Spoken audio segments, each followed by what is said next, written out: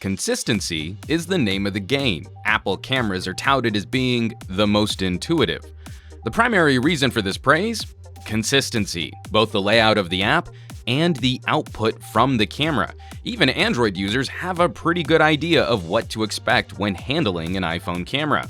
The iPhone 8 announcement came with the requisite claims of improvement over the previous generation. Again, we're told this phone has new sensors and deeper pixels. Will those marketing terms deliver tangible improvements for photo and video output? The best way to test is to compare our iPhone 8 Plus against the iPhone 7 Plus. This camera comparison brought to you by Dbrand. Looking at overall photo performance, the main changes come down to post-processing, where the iPhone 8 Plus seems to be cranking a bit more saturation and vibrance.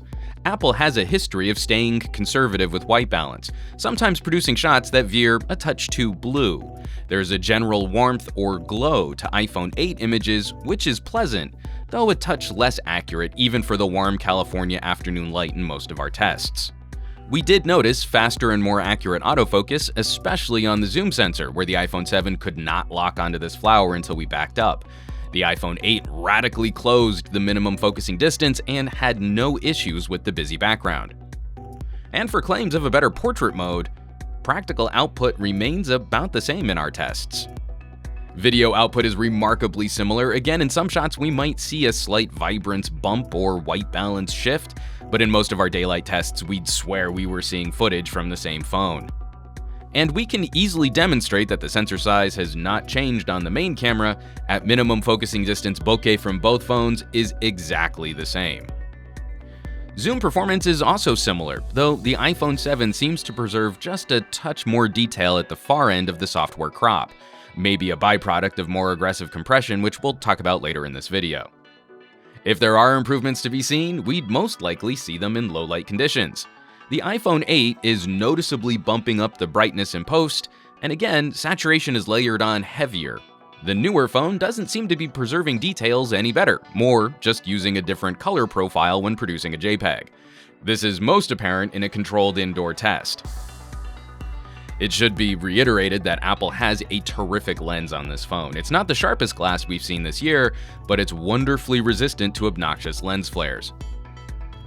There are improvements to be found moving from the iPhone 7 to the 8, but mostly we're looking at quality of life and software differences. iOS 11 brings HEVC video compression, drastically cutting file sizes on 4K video. The iPhone 7 will benefit from this as well, but the more powerful chipset in the iPhone 8 means we get a new 60 frame per second 4K mode. This review was rendered at 30 frames per second, but we can show you what this looks like as a half-speed slow-motion video. Speaking of slow motion, both phones can shoot 240 frames per second, but the iPhone 7 is capped at 720p. The iPhone 8 moves us up to a 1080p image. Apple again takes the lead for best slow motion on a phone. The new fun feature for editing is portrait lighting. In addition to software background blur, users can now adjust lighting based on depth and contour information. It's a handy way to tweak a photo, often producing a better final image than just applying a filter or boosting brightness. So let's wrap this up. Where's that leave us with the cameras on the iPhone 8 Plus? Apple is trying to shake things up a bit this year, but it's difficult to see any significant differences which can be attributed to hardware. We're expecting to see bigger differences on the iPhone X. The Galaxy Note 8 leapfrogged the iPhone 7, and with the exception of a few settings like 4K at 60 frames per second and 1080p at 240, we think Samsung's hardware-stabilized zoom is currently the better offering. Apple's most apparent change is a move towards more crowd-pleasing, juicier post-processing, which is actually a step removed from the familiarity of iPhone's past. Remember that consistency? What makes a camera more intuitive? Being familiar with the interface, which hasn't changed, and being able to predict the outcome of your shot, which now has changed. An informal poll on the Pocketnow Twitter account pitting the iPhone 7 and 8 against each other on a night street scene, the iPhone 7 won by a significant margin. That's how familiar we are with iPhone output. The iPhone 8 still represents one of the better cameras we've reviewed this year, incredible horsepower, and we're really excited to see Apple move the industry into using better video compression. But if you're on an iPhone 7, you're not missing much. And while you're out holding your phone over freeways and rolling around in the dirt to get that perfect shot, it can be terrifying trying to hold on to such a slippery gadget.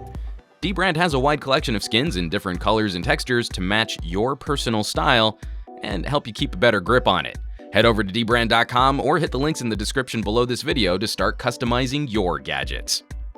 As always, thanks for watching. Be sure to subscribe to this channel for our full iPhone 8 coverage and help us out with some sharing on your favorite social networks. For Pocketnow, I'm Juan Carlos Bagnell, some gadget guy on Twitter and Instagram, and I will catch you all on the next review.